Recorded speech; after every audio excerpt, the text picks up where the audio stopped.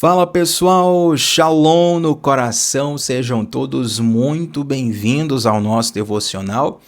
Abre sua Bíblia comigo no segundo livro do profeta Samuel, capítulo de número 12, versículos de número 30. E a partir desse texto que nós vamos conversar nos próximos minutos. Se você está aqui pela primeira vez, se inscreve no canal, vem com a gente de segunda a sexta, às 7h30 da manhã, sempre começando o dia mergulhando na palavra de Deus. A sua presença aqui vai ser um presente para mim e para todos os que já se reúnem aqui diariamente.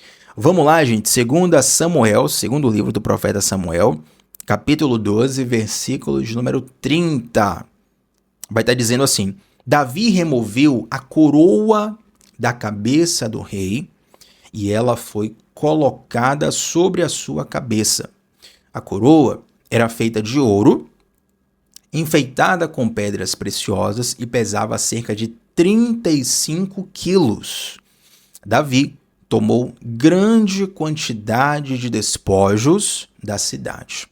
Eu li aqui na NVT e é importante citar isso porque, por exemplo, a NVT ela costuma já adaptar os pesos, as medidas e os valores para os dias de hoje. Então, a gente leu aqui que a coroa ela pesava um total de 35 quilos, uma coroa deveras pesada para estar sobre a cabeça de alguém. Mas em algumas versões mais antigas vão ter outras medidas, não só acerca desse texto, mas em outros momentos da Bíblia, medidas como ciclos, côvados, eram medidas daquele tempo, e na versão NVT eles já traduzem, já transferem essa medida para o nosso sistema métrico atual. Nós estamos aqui falando, gente, do final de uma campanha de guerra que Israel estava lutando, e Israel vence essa campanha de guerra. E no final dessa campanha, Davi, como rei de Israel, vencedor daquela campanha de guerra, ele traz um gesto muito simbólico, que é o de tomar a coroa da cabeça do rei derrotado e colocá-la em sua própria cabeça. Esse era um gesto que significava: eu venci, a partir de hoje eu sou o senhor dessas terras, a partir de hoje eu sou o comandante geral, a partir de hoje eu sou o rei desse povo, eu sou o rei desse território.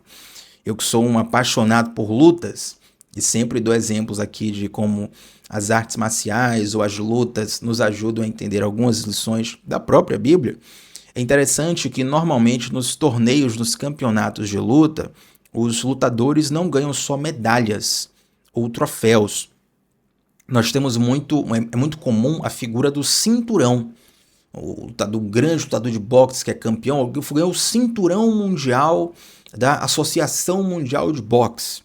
Ou um campeão do UFC, que é a maior liga de MMA do mundo. Talvez vocês já ouviram falar em Anderson Silva, certo? Anderson Silva, quando era campeão, né, ele detinha o cinturão dos pesos médios, ou seja, da categoria dele no UFC. E aí, se o campeão perde o cinturão, é porque ele perdeu a luta, ele perdeu a coroa, ele não é mais o campeão, ou seja, o cinturão é um símbolo do título que ele carrega. No mundo antigo, os reis tinham muito forte essa questão da coroa. A gente não vê hoje os presidentes sendo coroados com coroas de ouro. Um sistema republicano é um pouco diferente. Mas na época da monarquia, a coroa representava a glória de um rei, na verdade, a glória de um reino sobre a cabeça de um rei. Note que essa coroa é uma coroa muito pesada, 35 quilos. Você não vai ficar andando por aí com 35 quilos sobre a cabeça. Era algo extremamente simbólico. Provavelmente o rei Davi, depois daquilo, ele guardou a coroa, certo? E colocou ele na sua sala de troféus ou na sua sala de coroas. Mas por que esse símbolo é muito importante, não só para aquela época, mas também para os dias atuais? Porque quando Davi fazia isso, ele estava ali então assumindo o governo, assumindo o senhorio sobre aquela região e sobre aquelas pessoas. E é interessante que o nosso maior amor, Jesus Cristo de Nazaré, quando ele foi crucificado, ele também recebeu uma coroa de espinhos. É claro que quando essa coroa foi colocada sobre a cabeça de Jesus, a ideia dos soldados, a ideia do governo que fez isso com ele, era puni-lo, era envergonhá-lo. Eu me lembro que há dias atrás nós fizemos aqui um devocional falando sobre como a morte de cruz era a morte mais vergonhosa possível dentro do Império Romano. E a ideia era realmente envergonhar Jesus. Eles tinham essa ideia para fazer com que os seguidores de Jesus, que era um grande líder naquele momento, estava crescendo em profusão, com que esses seguidores ficassem intimidados. Né? Olha o que a gente faz com o seu herói. Olha o que a gente faz com aqueles que você disse que é o Filho de Deus. Então deram a Jesus a morte mais vergonhosa possível. E dentro dessas punições que fizeram, chicotadas, bofeteadas no rosto, uma série de humilhações que Jesus sofreu, uma das principais é a coroa de espinhos. Quando colocaram ali a coroa de espinhos, colocaram uma placa também em cima da cruz de Jesus, onde estava escrito: aqui está o Rei dos Judeus. A ideia era ridicularizar Jesus. Mas, embora a ideia dos soldados fosse ridicularizar Jesus, eles mal sabiam que, de fato, eles estavam coroando uma vitória cósmica, uma vitória espiritual, uma vitória transcendental. Porque quando Jesus morre na cruz, aquela não é uma cena de derrota, aquela é uma cena de vitória.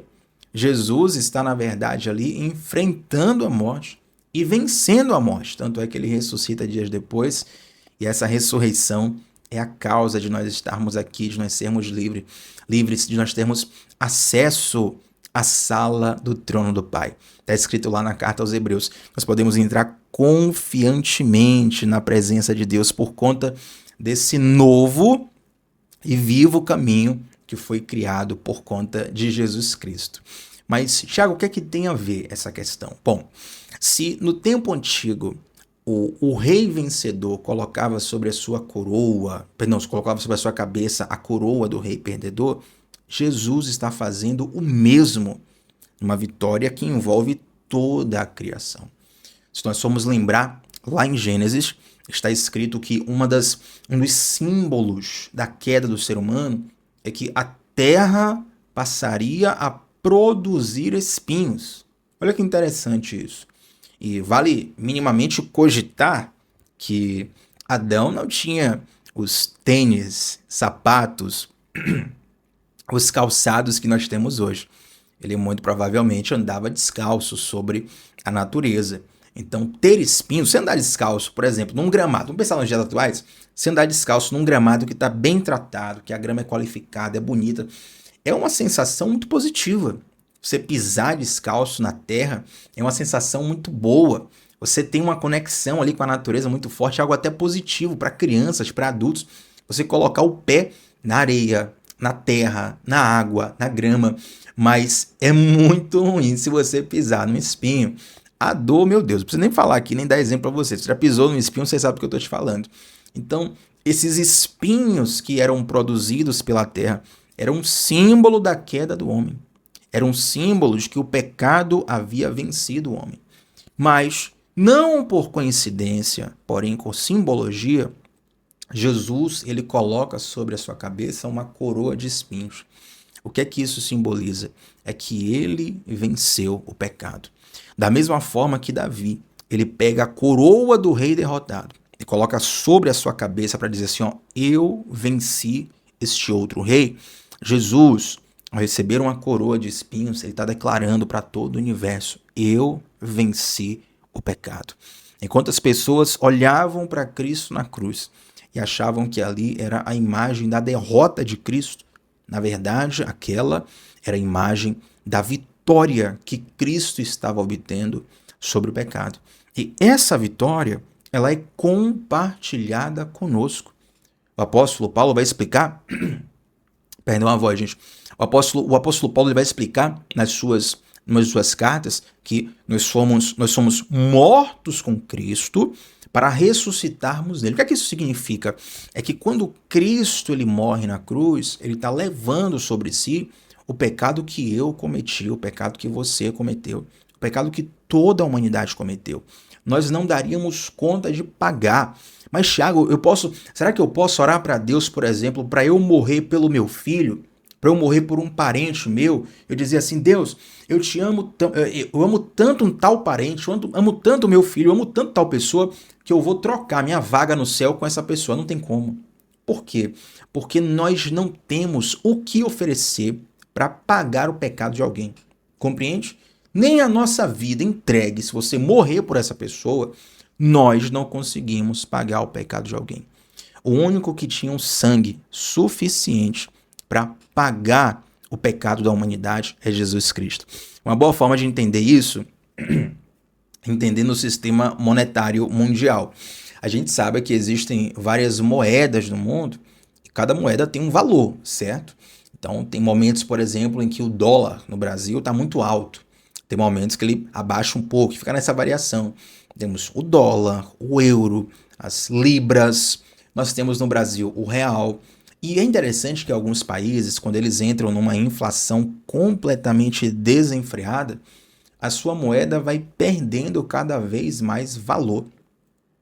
Chegou um ponto em determinado país, aqui na América Latina, aí vocês podem dar um Google, pesquisar, porque eu não quero politizar o devocional, mas aqui na América, é documentado isso, tá? Essa coisa, qualquer pessoa que der um Google vai saber.